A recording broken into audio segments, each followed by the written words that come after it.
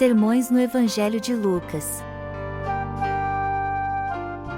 Os servos justos de Deus revelados nos últimos dias. Paul Sejong.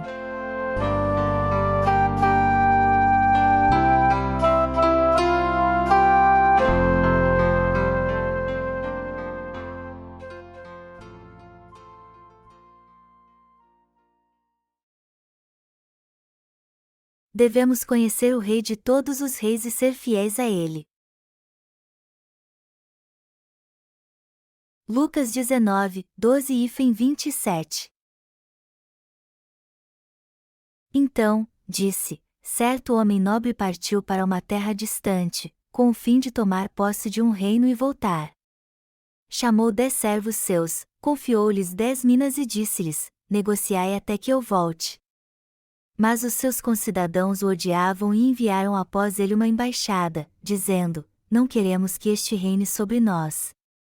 Quando ele voltou, depois de haver tomado posse do reino, mandou chamar os servos a quem dera o dinheiro, a fim de saber que negócio cada um teria conseguido.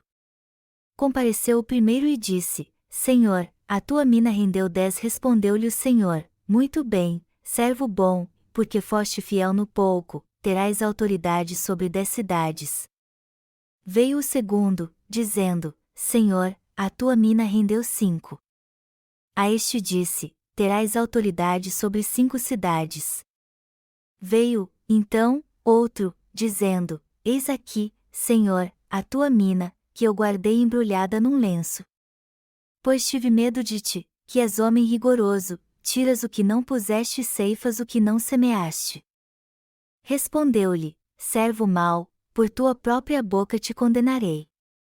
Sabias que eu sou homem rigoroso, que tiro o que não pus e ceifo o que não semeei, porque não puseste o meu dinheiro no banco?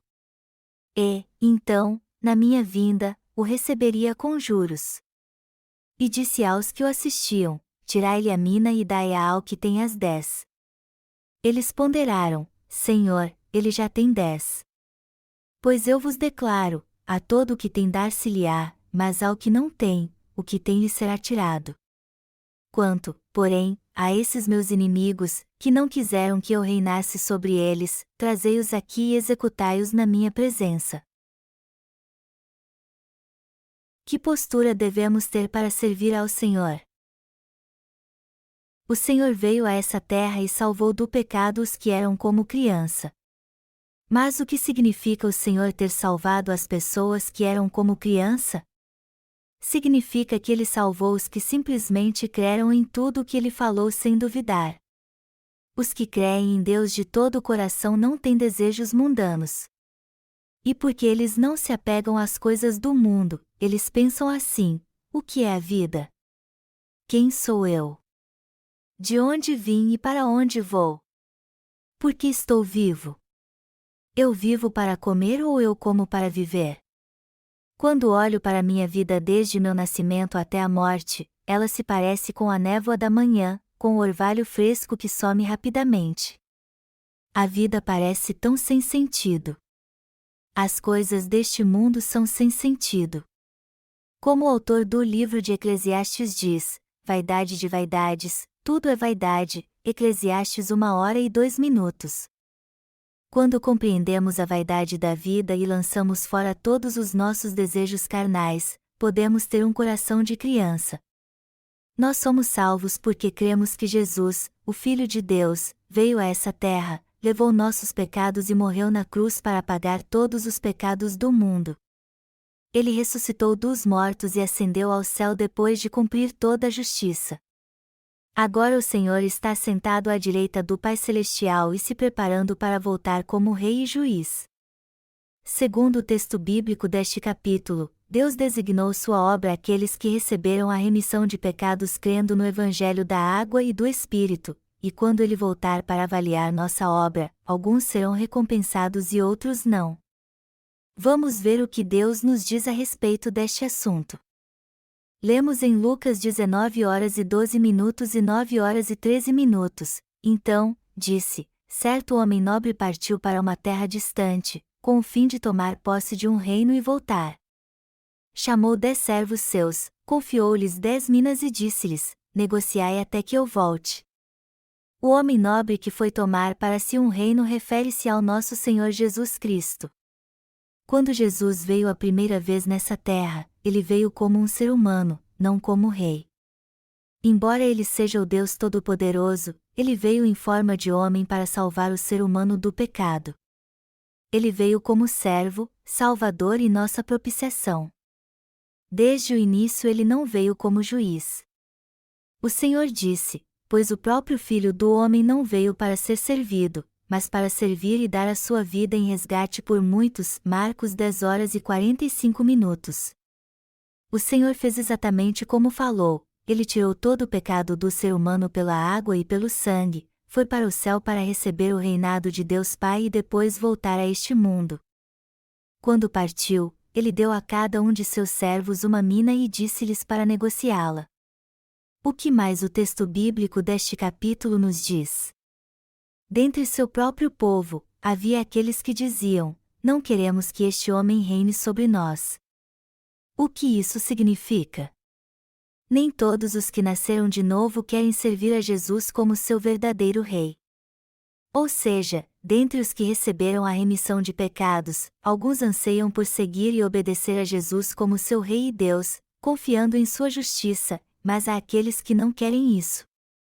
Embora seja óbvio que Jesus Cristo seja o rei de todo aquele que recebeu a salvação, ainda há aqueles que não pensam assim. É por isso que o Senhor nos diz como será o fim deles, como vão acabar os que servem a Jesus Cristo e os que não servem a Ele. Quando olhava para as lindas flores nesta mesa a noite passada, eu pensei: meus amados irmãos são bons em fazer decoração de acordo com cada estação do ano. Assim como temos 4 estações, o cristianismo também tem estações e feriados. O Natal, a Quaresma, a Páscoa, o Pentecoste, Ação de Graças e muitos outros feriados são celebrados durante todas as estações do ano. Eu procuro pregar sobre Jesus Cristo durante o ano todo sem me prender à mensagem de sua ressurreição na Páscoa e à mensagem de sua volta no Natal, por isso eu não sei muito sobre estes feriados. Eu acho que o diácono Yang Aekin é bom em levantar nosso ânimo com os arranjos florais de acordo com cada estação. Então, nós que recebemos a remissão de pecados devemos considerar Jesus como nosso Rei. Verdadeiramente Ele é o seu Deus, meu Deus e nosso Rei. Ele criou o universo, todo ser humano e nos salvou totalmente do pecado. Ele nos reviveu dos mortos. Portanto, Ele merece ser nosso Rei. Ele nunca falha. Isso mesmo. Jesus é verdadeiramente nosso Rei. Quando o apóstolo Pedro disse a Jesus: Tu és o Cristo, o Filho do Deus vivo, Mateus 16h16, ele queria dizer: Senhor Jesus, Tu és meu Rei e meu Criador. Ele é o Rei de toda a humanidade. Devemos crer nisso com toda a nossa força. Há alguém entre nós que ainda não quer que ele seja o nosso Rei? Há alguém que não quer servi-lo como Rei? Se você é esta pessoa, se arrependa, reconsidere esta ideia e sirva a Jesus como seu verdadeiro Rei. Esta é a coisa certa a fazer. Se você se recusar a reconhecer Jesus como seu Rei, sua jornada de vida e o resultado dela são muito óbvios. O Senhor quer saber se lucramos alguma coisa com o Evangelho da Água e do Espírito. Voltando para o texto, podemos ver que o homem nobre voltou depois de ter tomado o reino e chamou os servos para quem tinha dado seu dinheiro. Quando o primeiro servo chegou, ele disse: Senhor, a tua mina rendeu 10. Então seu senhor disse: Muito bem, servo bom, porque foste fiel no pouco, terás autoridade sobre 10 cidades. Quando o segundo servo chegou, ele disse: Senhor, a tua mina rendeu 5. O que isso significa? Que um multiplicou uma mina por 10 e outro a quintuplicou. Eles apresentaram o resultado segundo seus talentos. Por fim, o Senhor os recompensou segundo a obra que fizeram. Ele deu aos servos autoridade para governar 10 e 5 cidades respectivamente. Então veio outro servo até o senhor. Ele disse: Eis aqui, senhor, a tua mina, que eu guardei embrulhada num lenço. Pois tive medo de ti, que és homem rigoroso, tiras o que não puseste e ceifas o que não semeaste. Dito isto, este homem trouxe a mesma mina que havia recebido. Então que tipo de pessoa ele é? Ele é um dos que não reconhecem Jesus como rei. Ele não crê que Jesus é o Rei dos Reis, que é cheio de misericórdia, santo, gracioso e todo-poderoso. E também não crê que Jesus é o juiz e o Salvador que o salvou, nem crê na autoridade, no amor e nas bênçãos de Deus. Embora conheça o Evangelho, ele não crê nele de coração. Isso mesmo. Ele não quer aceitar Jesus como seu rei. Foi por isso que disse: És homem rigoroso, tiras o que não puseste e ceifas o que não semeaste. Ele tratou o rei Jesus como se ele fosse um ladrão. Na verdade, Jesus veio a essa terra para salvar o homem. Ele foi batizado, tirou os pecados do mundo, foi castigado e humilhado por nós, ressuscitou dos mortos e se tornou nosso Salvador. Apesar desta graça, ele trouxe apenas uma mina que recebeu de Jesus Cristo. O Senhor deu-lhe o ar para respirar e o sol. Ele não apenas proveu todas as necessidades da sua vida, mas também alimento espiritual e físico. Tudo o que ele tinha pertencia ao rei. Ou seja, tudo o que ele possuía era do rei. Mas o que o homem pensou do rei? Ele considerou seu senhor um homem duro. Basicamente ele disse a seu senhor: O que há na terra que você me deu? Você quer algo que nunca me deu. Você parece um ladrão. E o rei disse-lhe furioso: Você será julgado por suas próprias palavras. Você acha que eu sou um homem rigoroso, que tiro de onde não depositei e colho de onde não plantei? Eu deixei de te dar alguma coisa? Amados irmãos, tudo o que temos pertence ao Senhor. Precisamos ter nossa mente transformada após nascer de novo. Antes de nascer de novo, levávamos nossa vida independente de nossos pais, quer herdemos sua riqueza ou não. Nós estudávamos e nos esforçávamos para ter o que precisamos nessa terra. Foi assim que mobiliamos nossa casa. Há pessoas que têm sua casa bem mobiliada e outras não, é claro. Isso acontece algum tempo depois de recebermos a remissão de pecados. Já que recebemos a remissão de pecados, devemos entender que tudo o que temos é do Senhor. Entretanto, ainda há alguns que pensam que nada do que conseguiram veio do Senhor, e sim do seu próprio esforço. Eles estão errados. Não é certo pensar: que favores o Senhor me concedeu? De que tipo de graça eles estão falando? Foi pelos meus esforços, estudo e fruto e da minha resignação neste mundo humilhante que eu consegui sobreviver. O que na terra pertence a Deus? Este é o maior problema que as pessoas têm depois de receber a remissão de pecados. É natural uma pessoa que não nasceu de novo pensar que conseguiu vencer na vida com seu próprio esforço. Mas quando nascemos de novo, nossos pensamentos devem ser transformados. Quando pensamos como as coisas eram antes de nascermos de novo, tudo na natureza, inclusive o sol e o ar, só existem porque o Senhor os criou.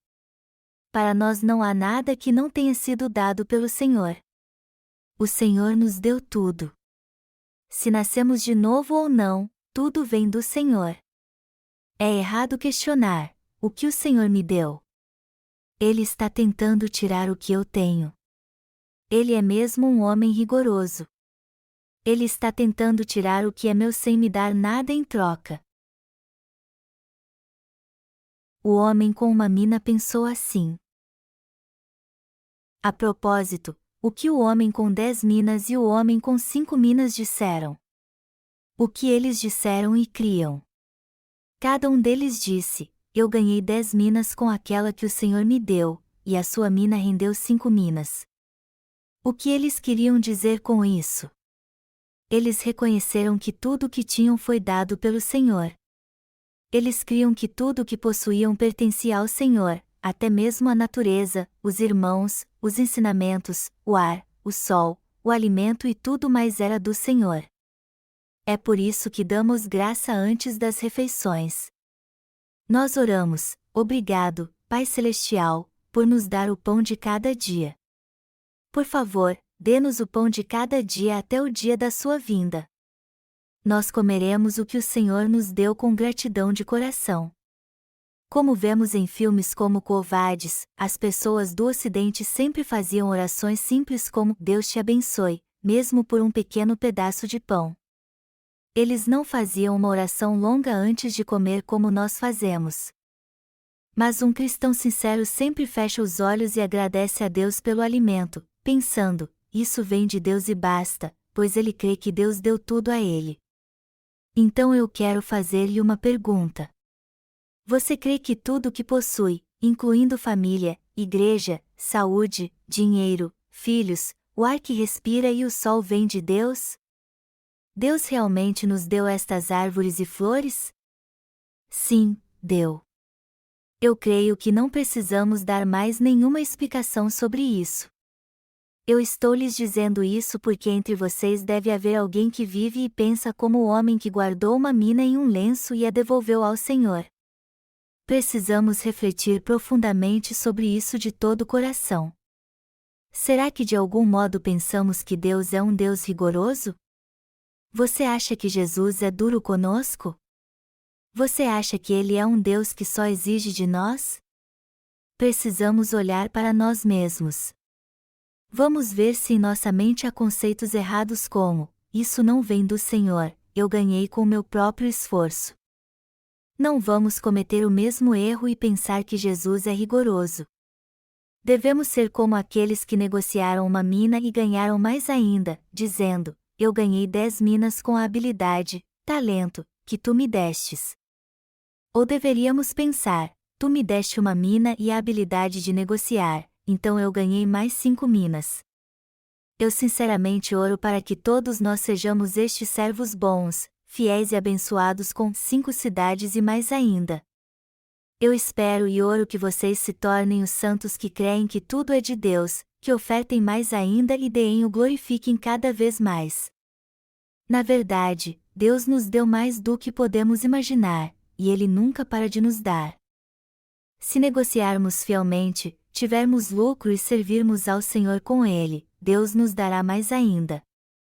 Ele fará isso para que possamos servi-lo ainda melhor. Eu quero que você creia através dessa mensagem que tudo o que você tem, inclusive sua vida, é do Senhor. Todos nós devemos crer corretamente nisso. Há alguém que planeja trazer a mina da salvação depois de guardá-la em seu lenço quando o Senhor voltar? Eu espero que não haja ninguém com esta fé ridícula e fraca. Os outros servos ganharam 15 minas cada um quando o Senhor voltou. Eles também agradeceram ao seu Senhor: tu me destes muito. Eu só pude ganhar tanto graças aos muitos talentos que tu me deste. Eu tive uma vida confortável com estes talentos. Obrigado, Senhor. Devemos agradar a Deus com esta fé.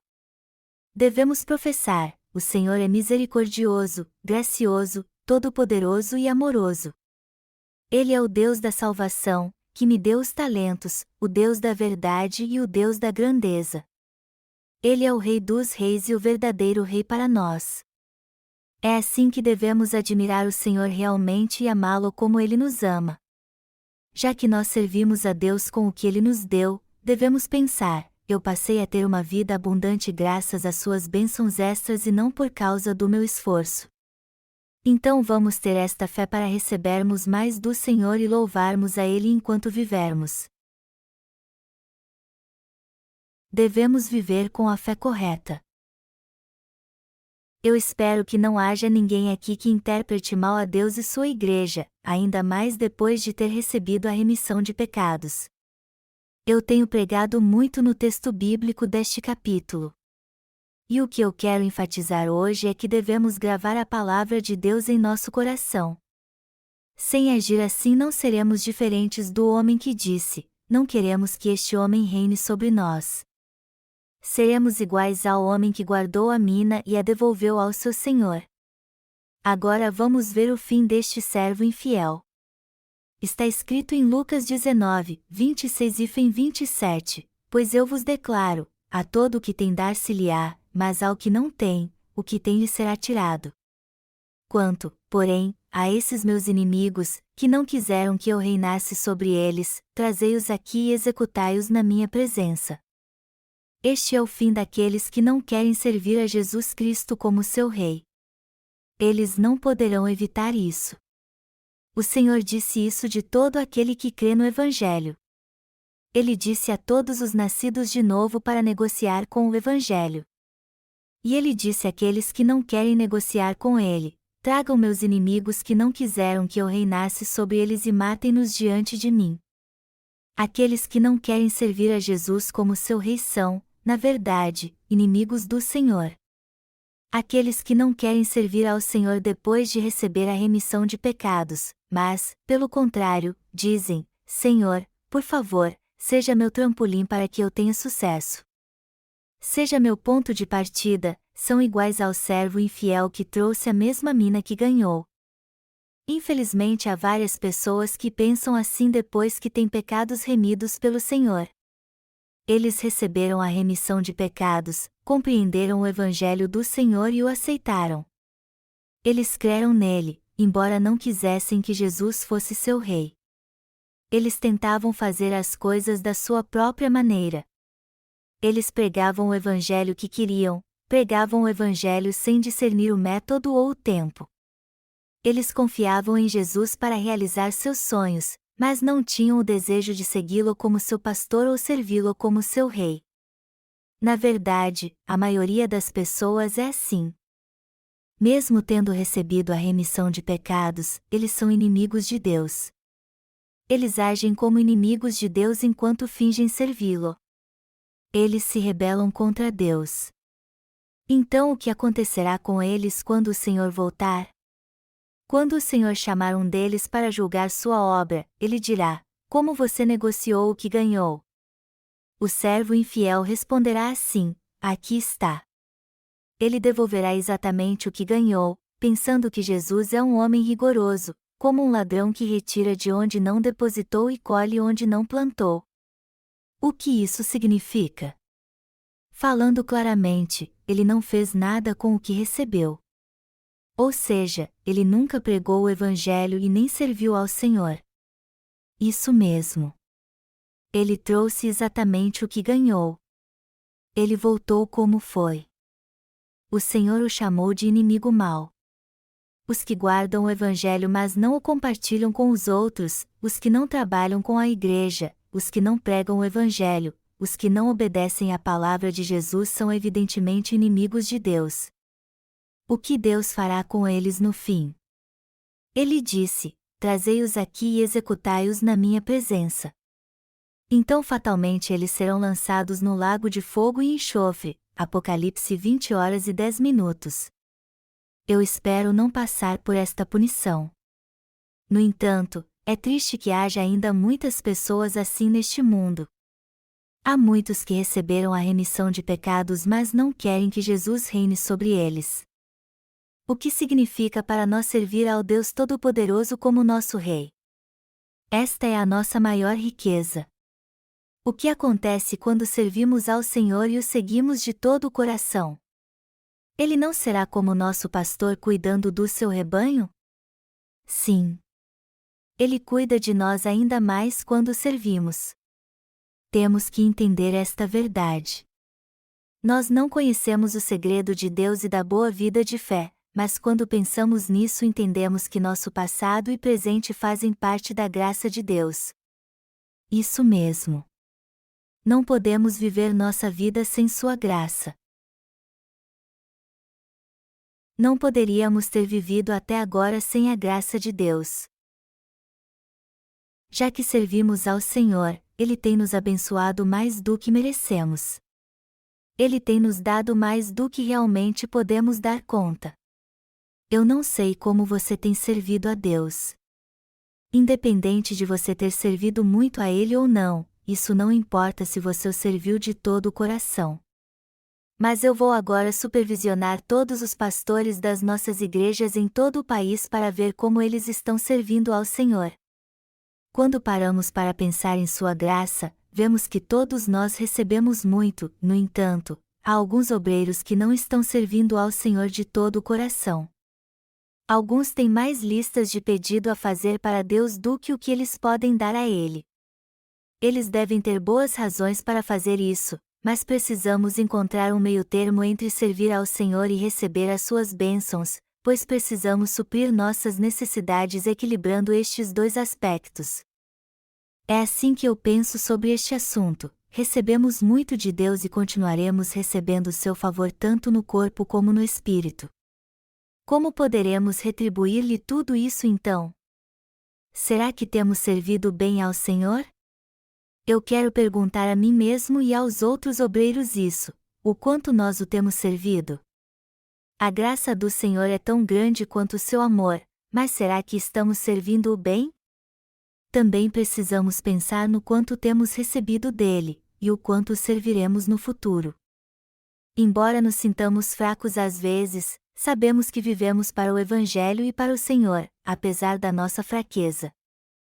Eu estou tentando dar lucro usando meus dons espirituais e meu conhecimento, assim como cada um dos servos que ganharam 5 ou 10 vezes mais com uma mina apenas. Às vezes eu só consigo fazer a obra de Deus com a ajuda dos meus colaboradores, pois quando me sinto exausto eu sei que é melhor confiar a obra a outros. Mas minha entrega para fazer sua obra nunca foi maior do que as bênçãos que recebi dele, assim como também a dos meus amados irmãos. Obviamente, eu sei que o amor e a graça do Senhor são maiores que nosso serviço a Ele. Portanto, não devemos ser como o servo infiel que guardou a mina e voltou com ela sem obter lucro algum. Nós devemos ganhar pelo menos 5 minas, se não for possível ganhar 10. Se não pudermos pregar o Evangelho e servir a Ele por causa de nossa debilidade, devemos pelo menos fazer algo usando nosso corpo como servos ativos e fiéis.